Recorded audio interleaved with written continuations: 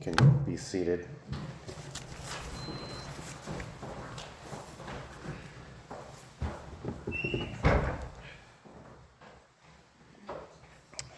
Thank you all for coming. Maybe bear with me. I've had a cold all 3 of these days. I have to get to give this talk. And the first night, I had a sore throat. The second night, I couldn't breathe out of my nose. And tonight, I have a cough. So we'll see how it goes. But I was talking with Father Breathauer Sunday night, and to his recollection, he thought, talking to parishioners, that none of your parishes have ever had a parish mission before. So I don't know if you can recall if you have or not, but a parish mission is where typically you bring in a guest speaker, and hopefully that person encourages you to grow deeper in your faith.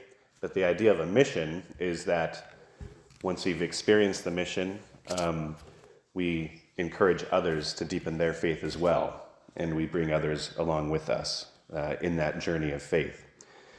So I know it was about a year and a half ago now that we started doing every Tuesday night a holy hour like this with the Blessed Sacrament, with adoration.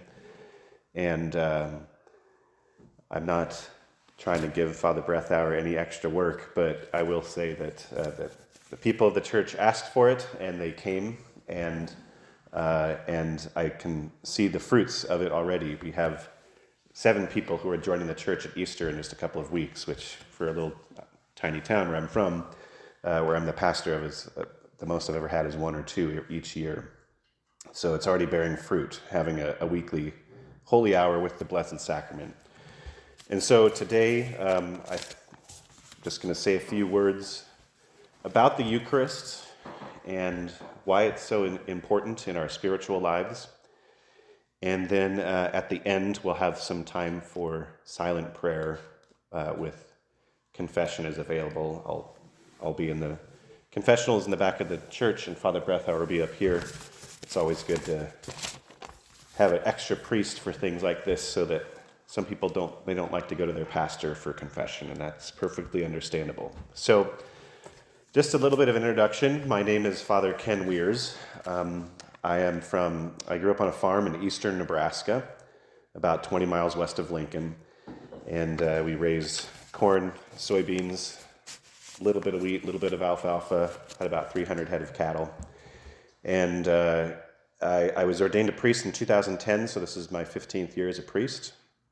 I've been assigned to be the pastor of St. John the Baptist in Cambridge and St. Germanus in Arapahoe since the summer of 2016, so 9 years. And also during those 9 years, I've been assigned to teach at St. Patrick's School in McCook, where I've enjoyed my time there greatly. Father Breathauer is my boss for 7 of those years. So, I'm the oldest of 7 children, 5 boys and 2 girls, and we'll hear a little bit about that in a little bit. As I said, I was ordained 15 years ago, and I remember leading up to my ordination, I was really looking forward to offering my first Mass. The first time that I felt that God was calling me to be a priest was around the time that I received my first communion in 2nd grade. And in between 2nd grade and I was 27 or 28 when I was ordained. A lot can happen in between then with high school and college, and a lot of distractions along the way. But the first time that I felt God was calling me to be a priest was in the 2nd grade. And so the Eucharist was a major reason that I felt called to the priesthood. So leading up to that day of my first Mass, I was really anticipating what it would be like. What it would be like to offer the Mass, to hold in my hands bread and say 4 words, "This is my body," and then instantly be holding the God who created me in my hands. And I remember that day pretty well still. It was Sunday, May 30th, 2010, about 3:30 in the afternoon at St. Vincent de Paul Parish in Seward, Nebraska. And I held in my hands bread and I said those 4 words, "This is my body." And I remember how it felt, because I didn't feel anything. It felt like all of the other times that I'd practiced saying the Mass leading up to my first Mass, my actual real Mass. You know, the dozens of times that I practiced for our Mass class in the seminary. It felt like I was just practicing again. There was no sort of, you know, the heavens parting and God speaking to me in that moment. All I heard was my voice saying, "This is my body." And for a second, I thought that something might have been wrong. For a second, I felt, you know, like an imposter, like I was pretending to be a priest. I'd only been a priest for like 27 hours at that point, so I guess that's natural. But since that May afternoon, 15 years ago, I've offered about 6,700 Masses. I keep track of each one. And in those 6,700 Masses, I can count probably on one hand the number of times where I felt something when I offered the Mass.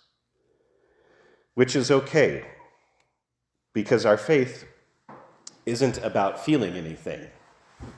Feelings are temporary. They come and they go. God is eternal. Why would God base our entire faith off of how we feel? And so we can be assured that God is present even when we don't think of him. God is present even when we don't feel him. And so tonight I want to give you maybe some things to think about when it comes to the Eucharist, to take something home with you, some things to help remind ourselves of how great a gift that we have, even though we might not feel something. I'm recording this talk as I do all of my homilies. I'll make sure Father Breathauer can get it to you through Flock Note or something like that. I'll put it on my YouTube channel most likely. Okay, so Jesus' last words, what were they? The words of right before he ascends into heaven. They are, "I will be with you until the end of the age," or some translations, "I will be with you until the end of time." But of course, we know that immediately after that, Jesus leaves them. So what is going on? He says, "Hey guys, I'll be with you always, goodbye forever," essentially. What does that even mean? Well, we know that Jesus isn't lying to us. He is present to us, still, always. He is with us always. But he's not with us in some sort of, just mental way or some nebulous way, some just purely spiritual kind of way. When Jesus says, "I will be with you until the end of time," he wasn't just saying, "I will be with you in your hearts," or "I will live on in your memories," or something like that. Jesus is actually physically present to us. During his time on earth, people had to go to Jesus to meet him and to experience him. But now that he has ascended into heaven, Jesus comes to us, and he does so in the Eucharist. And that was part of his plan from the beginning. And when I say beginning, I mean like the very beginning, like Genesis chapter 1, Genesis chapter 2, where from the moment of creation, God had the Eucharist in mind. Because when he created us from the beginning, he made us out of both material and spiritual stuff. We live in both the material and the spiritual world. Our souls depend on our body. We learn through our 5 senses. So we are both immaterial and quite material. Even though our souls are eternal, they depend on physical stuff to exist, like food, water, air, shelter. But we are spiritual indeed. And because God made us body and soul, when we walk into a Catholic church, as opposed to, any other Christian church, the Catholic Church takes that into account, that God made us both material and physical. And so when we walk into a Catholic church, we see things are different. We have Stations of the Cross, we have statues, we have paintings and mosaics and stained glass windows. You smell incense, you hear prayer, you hear music, sometimes you hear silence. We taste the Eucharist. God uses all of our senses to communicate to us these spiritual realities that we cannot see, but we're very much a part of them. If you've ever been to Eucharistic adoration, or if this is your first time, you heard the song O Salutaris Hostia, and we'll sing another one at the end, Tantum Ergo. These songs were written by a saint called St. Thomas Aquinas. And St. Thomas Aquinas has a little fond place in my heart because essentially my entire undergraduate degree in philosophy was based off of his writings. And so I'm pretty familiar with him. But the reason that I like him the most, the reason I love him as a saint, is one event in his life that changed his life entirely. So for most of his life, and what he's still the most known for to this day, is that he was famous for writing and defending about the Catholic faith. He wrote several volumes making arguments for all the doctrines within the faith. And so that's why we study him a lot in the seminary, because even though he lived, 700-800 years ago, we still use his explanation of the faith to this day. But what I like about him, the reason why I have a devotion to St. Thomas Aquinas, is because one day he was in prayer, because saints don't become saints because they write a lot of stuff. They become saints because they pray. He was in prayer and he was sort of taken up into a religious ecstasy where he received a vision of something remarkable. And in this vision, God, for the briefest moment of time, removed the veil of bread and wine and showed St. Thomas Aquinas what the Eucharist truly is. And for a moment, St. Thomas Aquinas saw heaven. And he determined then and there that the reason God sort of hides himself under the appearance of bread and wine is because if we truly understood the Eucharist, we would die of love. I had a professor in the seminary, Father Bob Pisarczyk. He was probably like 5'6", 5'8", short little Polish guy. He pumped a lot of iron. He drank a little too much scotch, but he was a great teacher. And he taught a lot of our systematic theology classes, including our class on the Eucharist. And in that class, the thing that I remember him saying the most, 15, 20 years later, is he described the Eucharist that the best way that he could explain it to us is that we should think of the Eucharist as sort of a portal or a window that puts us into the presence of the divine. That when we receive communion, we are receiving heaven itself. So what do you do when you're a guy like St. Thomas Aquinas who has seen and heard what he saw and heard in his vision? Well, he put down his books. He never wrote another thing about Catholic doctrine or arguing about the faith to those who don't believe. Instead, he put his pen down.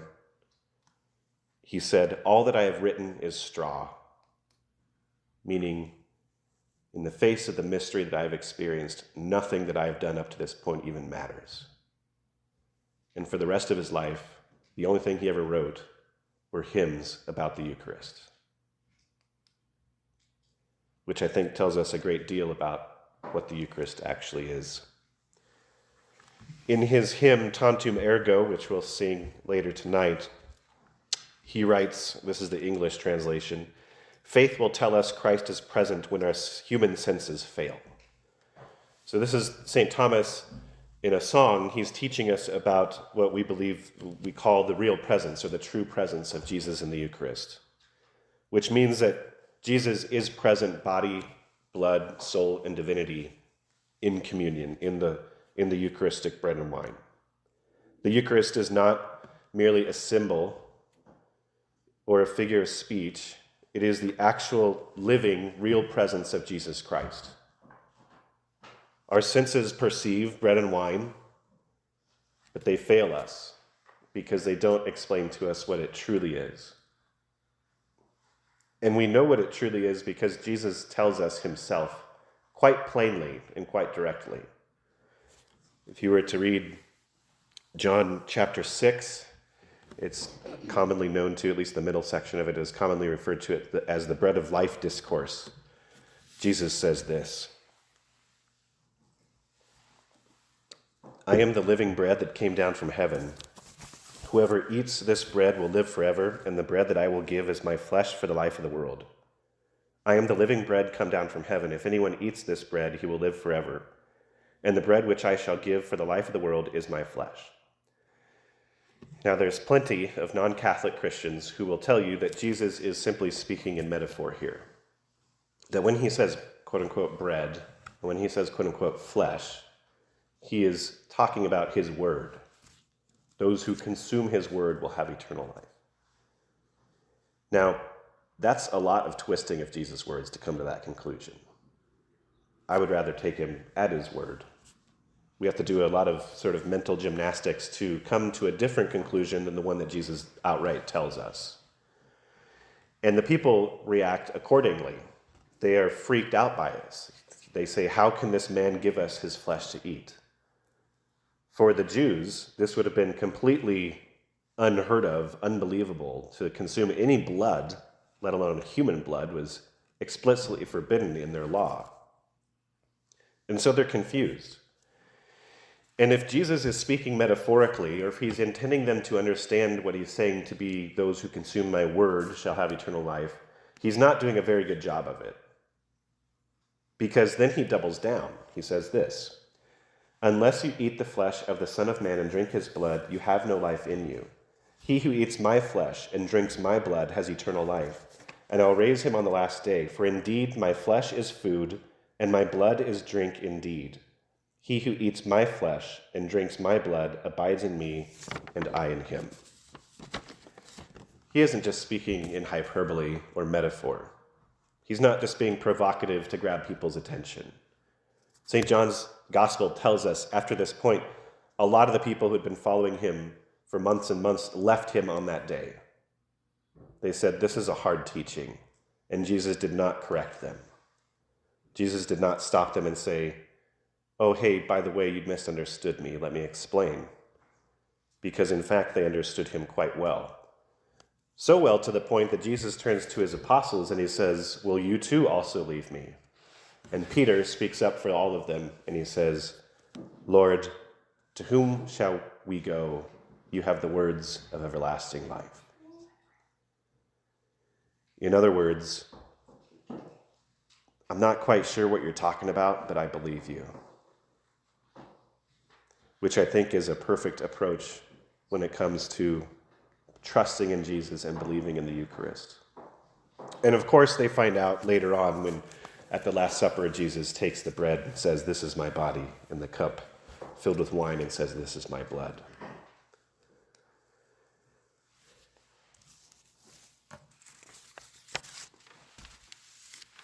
That's all well and good. We can, make arguments in our faith, for our faith.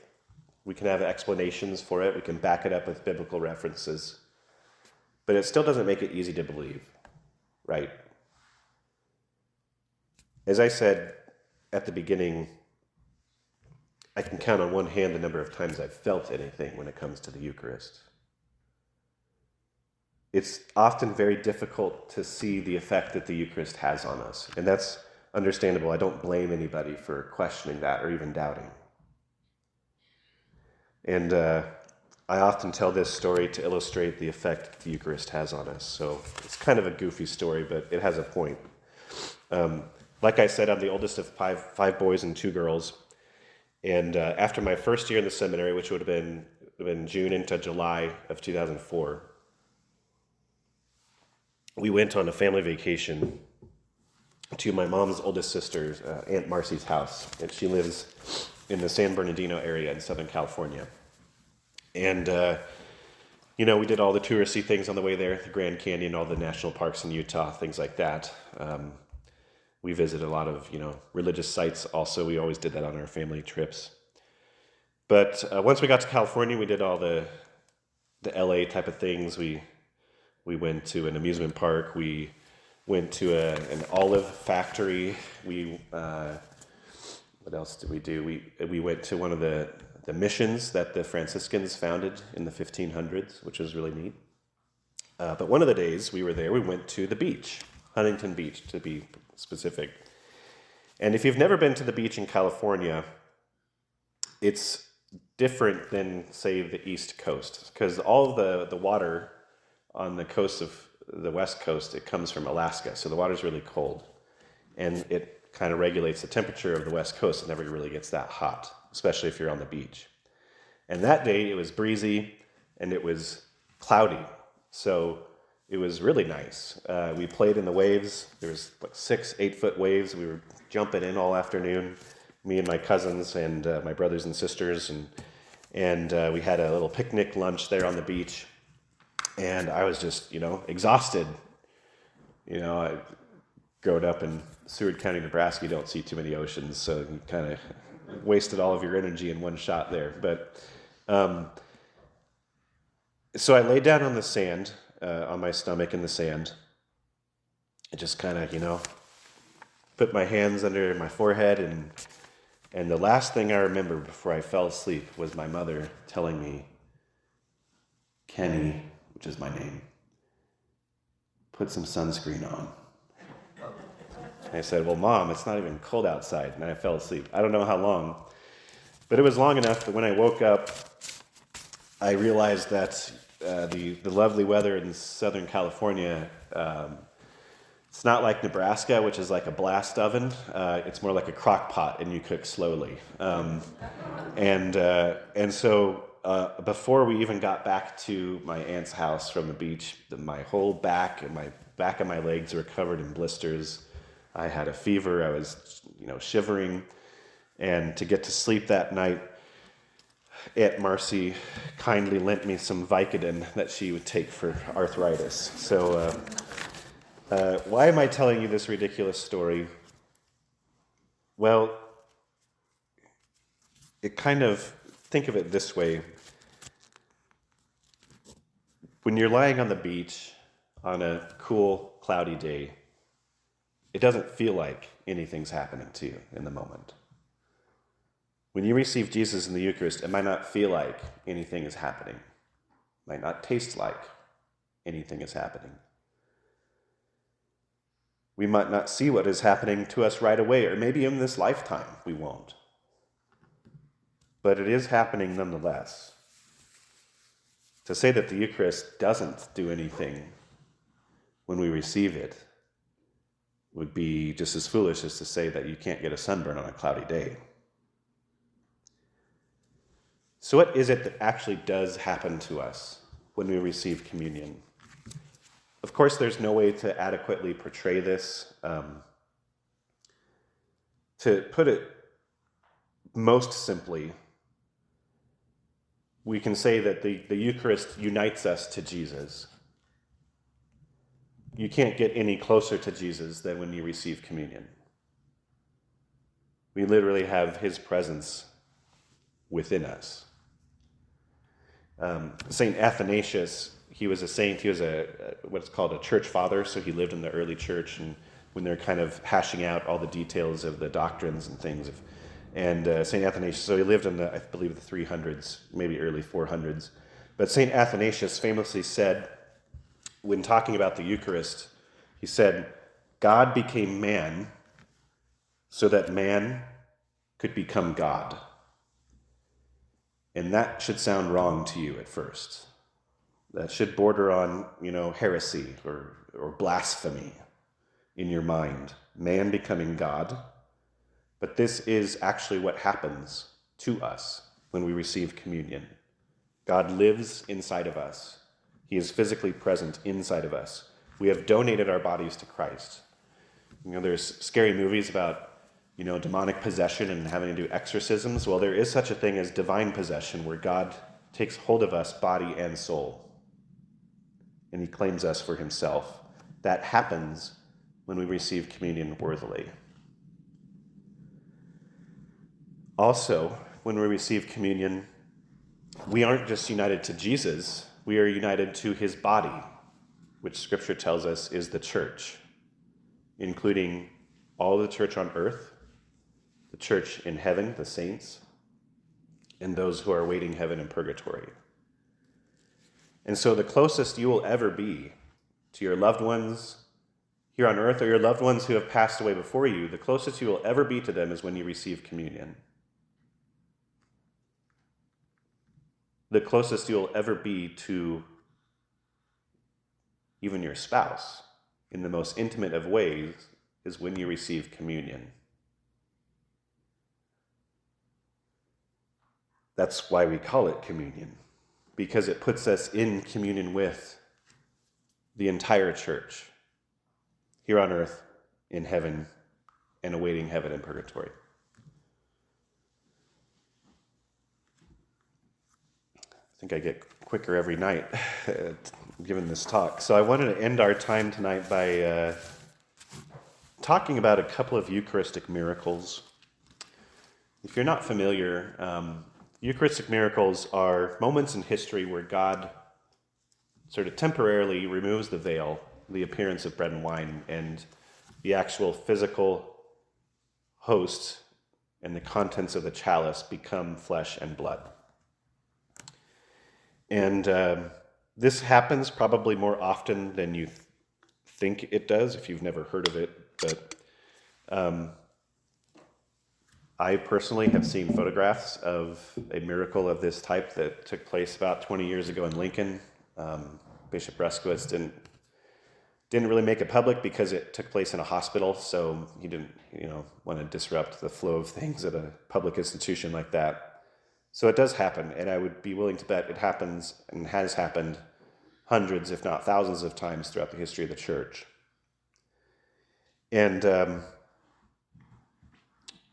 I want to give you an account of two of these miracles that at first they seem like they're not connected at all. The first of these two miracles is a miracle that took place in the year 700 AD in the town of Lanciano, Italy. And the second one took place 1,300 years later in 1996, halfway across the world in Buenos Aires, Argentina. And you'll see at the end why, out of the hundreds of Eucharistic miracles, I chose to talk about these two.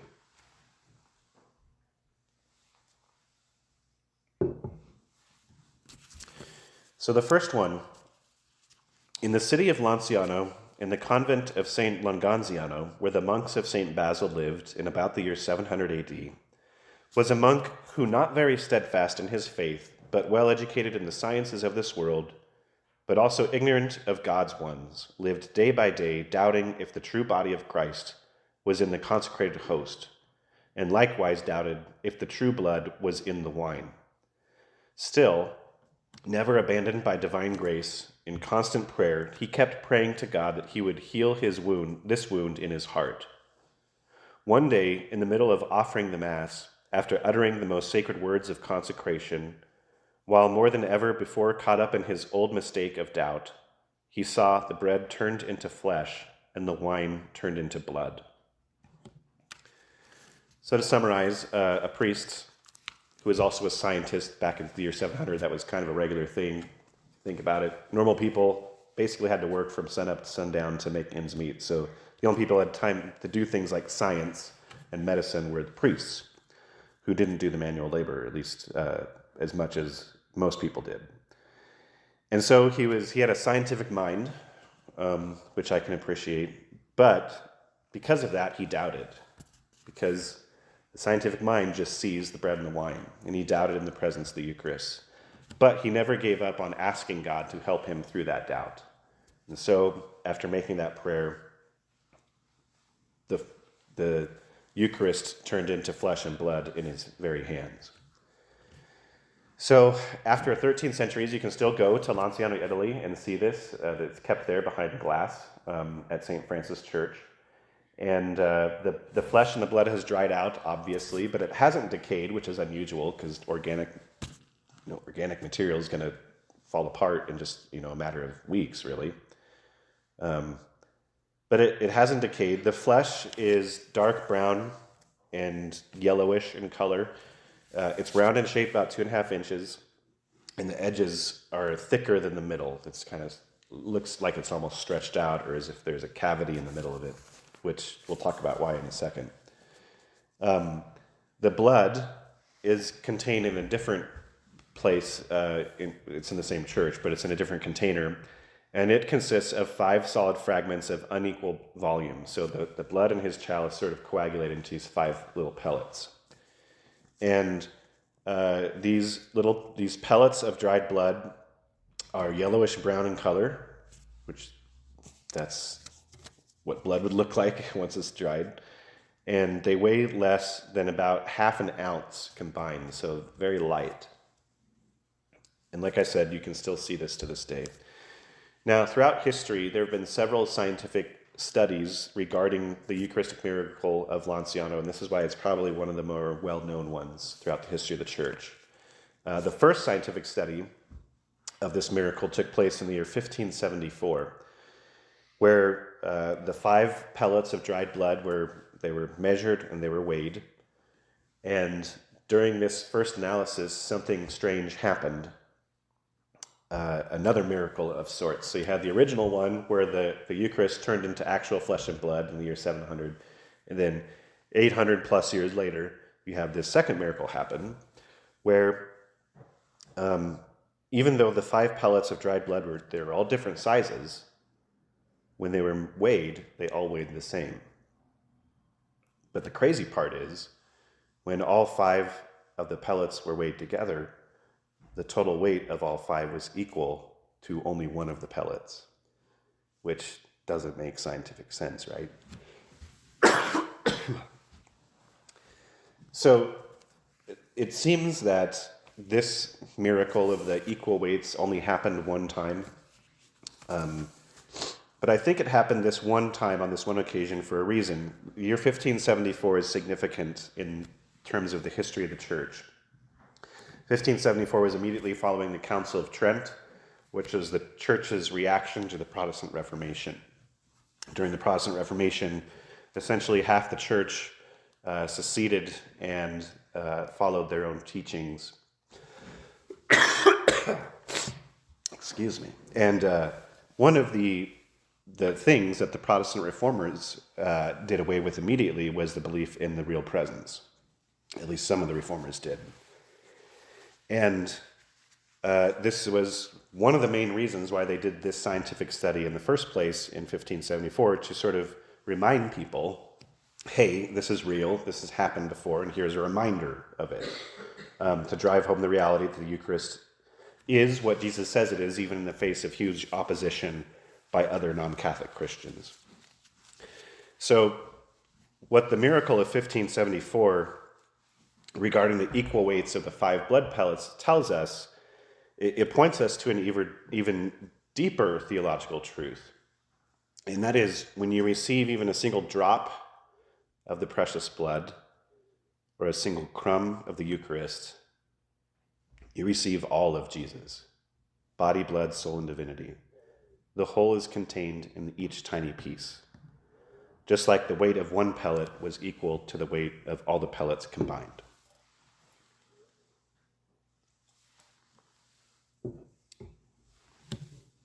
In 1970, they conducted another scientific test on this miracle, and this one was far more intensive. Professor Eduardo Linoli was allowed to sample the fragments of flesh and blood, and this was despite over 1,000 years of no preservation whatsoever. And so these samples were extremely dry and extremely hard. They no longer really resembled flesh and blood. And a lot of people were afraid that, perhaps the whole thing had been a hoax and it was just a way of getting tourists to go to this little tiny city in Italy. Which is, I guess, understandable, their fear there. But after a year of research, they came to a number of conclusions, this study with some medical professionals. Number one, the blood of the Eucharistic miracle is true blood, and the flesh is true flesh. Number two, the flesh is made of heart muscle tissue. Number three, the blood and the flesh belong to the human species. Number four, the blood group is AB and is identical in the blood and in the flesh. Hence, in all likelihood, both the blood and the flesh belong to the same person. Number five, even though the same sample appeared as hard as dried clay, this is crazy, the blood proteins showed that it was actually fresh blood, still alive. Number six, the structure of the sample of flesh does not indicate that this was a fake. Only a very highly trained expert in modern science with modern surgical tools could have produced this sample. So in other words, nobody, faked it with some other meat, I guess. Number seven, the samples, if they had been taken from a corpse, would have undergone putrefaction and decay. And in the samples from Lanciano, it appeared that they had been taken from a living person, and there was no post-mortem putrefaction whatsoever. And number eight, finally, miraculously, no preservatives were ever used on the samples. 11 years later, in 1981, they did another scientific examination of the Lanciano miracle, and this time they viewed the samples under a microscope, and they observed some shocking details. So they noticed that this 2.5-inch sample, which is thicker on the outsides and thinner in the middle, they noticed that it had all these characteristics. It contained endocardium, which is the lining of the heart. It contained fat tissue, arteries, veins, nerve fibers. In fact, they came to the conclusion that this sample wasn't a sample, it was a complete cross-section of the entire human heart. Both the left and right ventricle. It wasn't just a sample taken from one, it was a human heart. Something that would have been completely impossible to fake, or to replicate in the year 700 AD. 1,300 years later, on the other side of the world in Argentina, at 7 o'clock in the evening on August 18th, 1996, Father Alejandro Pazet was celebrating Mass in Buenos Aires, Argentina. And as he was finishing distributing communion, a woman came up to him and said that there had been a host that had been discarded, and it had been put in a candle holder in the back of the church. Now, there's a couple of options as a priest, what you do in this situation. If the host is, still edible, then you would just simply consume it. But if it was dirtied, if it had been stepped on or something like that, then you would put it in a glass of water for it to dissolve over time, which it will in, a few hours to a couple of days. And that's what Father Pazet did. He put it in a glass of water in the tabernacle and left for the weekend. On Monday, he opened the tabernacle, and to his surprise, the host had now turned into a bloody substance. And it was larger in size. And in shock, he told his auxiliary bishop, Bishop Jorge Bergoglio. And if you recognize that name, it's because that's Pope Francis, who would go on to become the Cardinal of Buenos Aires and later Pope Francis. And so the auxiliary bishop, Bishop Bergoglio, he decided to have the fragment, the host, photographed. And it showed that it had grown significantly in size. It was a bloody substance sort of floating on the top of the water in the container. And for 3 years, the host remained in that tabernacle. Well, in those 3 years, the host did not decompose. And so once he became the Cardinal Archbishop of Buenos Aires, Cardinal Bergoglio decided to have it scientifically examined. So he sent it to a lab in New York City under the condition of anonymity. The scientists studying the sample didn't know where this came from. They were just doctors looking at a sample, being asked to come to their own conclusions medically about it. And one of the scientists in charge of this study was a well-known cardiologist, Dr. Frederick Zugaba, and he is what is known as a forensic pathologist. So basically, if you ever watch like CSI or something, those are, forensic scientists that are sort of putting the pieces together. This is what he does, but on a medical level. So here is what he determined. First of all, he determined that the analyzed substance was real flesh and blood containing human DNA. And here's a direct quote from his findings. It is a fragment of the heart muscle found in the wall of the left ventricle, close to the valves. This muscle is responsible for the contraction of the heart. It should be borne in mind that the left cardiac ventricle pumps blood to all parts of the body. The heart muscle is in an inflammatory condition and contains a large number of white blood cells. This indicates that the heart was alive at the time the sample was taken. It is my contention that the heart was alive since white blood cells die outside of a living organism. They require a living organism to sustain them. Thus, their presence indicates that the heart was alive when the sample was taken.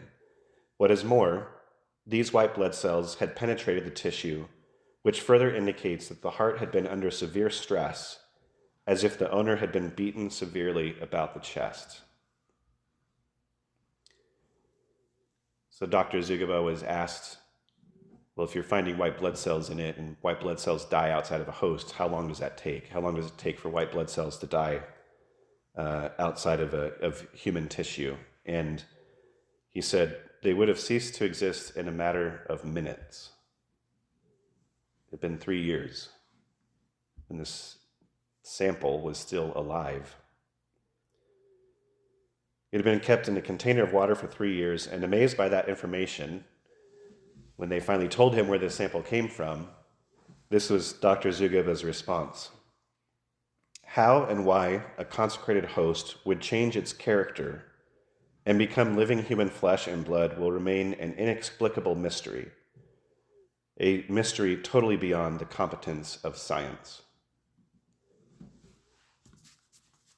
Kind of goes back to that first miracle with the scientist priest. It's just beyond what we can understand. This sample from Argentina in 1996 was compared to the Eucharistic miracle that took place in Lanciano, Italy. Both of them had AB type blood, and the DNA revealed that this was the flesh of a man who most likely lived in the Middle East. And the studies concluded that the two samples that were separated by over 1,000 years and half of a world, both samples had to have been taken from the same person.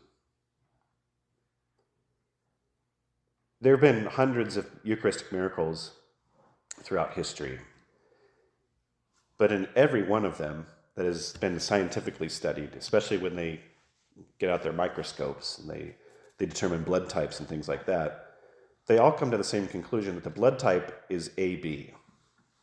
AB blood is not very common. It's more common in the Middle East than it is anywhere else in the world, which makes sense if you believe it to be the blood of Jesus. It's pretty commonly known that type O blood is a universal donor blood. When the Red Cross hears that you have type O, they want your blood, right? You're called a universal donor. And what might be less known is that type AB blood is called a universal receiver blood, which means that a person with type AB blood can receive any type of blood, A, B, O, or AB, and it basically makes their blood useless as a donor because only a person with AB blood can receive AB blood, but a person with AB blood can also receive A, B, O, and AB blood. So the Red Cross does not want your blood, but if you're AB. And, reading about this and learning about this, it kind of made me shift the way that I think about Jesus in general, because, we're kind of taught, I don't know if we're taught these exact words, but we kind of think of Jesus as the universal blood donor, right? He He gave his life to save us from sin and death. But he doesn't have universal blood donor blood. He has the opposite of it. He's a universal receiver, which would make sense, but only in the context of the Eucharist. If you don't believe in the Eucharist, you can't make heads or tails of this. Because if we think of blood type in the context in the Eucharist, anybody can donate their blood to a person with type AB blood. So anybody can donate their blood to Jesus. And once donated, the donor's blood then becomes the recipient's blood. We typically think when we receive communion, we now have the presence of Jesus living within us. And that's all well good. That's true. But what if we thought a little bit further? That when we receive communion, we are giving our blood to the blood of Christ. That the blood that runs through our veins is his blood. That we don't just take Jesus with us when we receive communion. Jesus becomes us. He lives in us. The universal receiver takes our blood and makes it his. And that might sound crazy, but you've already heard me say it once in this talk. St. Athanasius, the Son of God became man so that man could become God. And he meant it. That is what happens to us when we receive communion. God creates a home in your physical body that you have given over to him.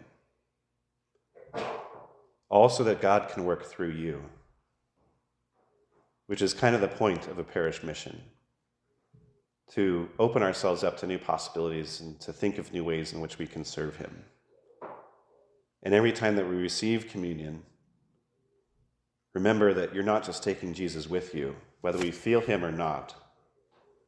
Jesus is living in us and through us, and he is present to the entire rest of the world through you.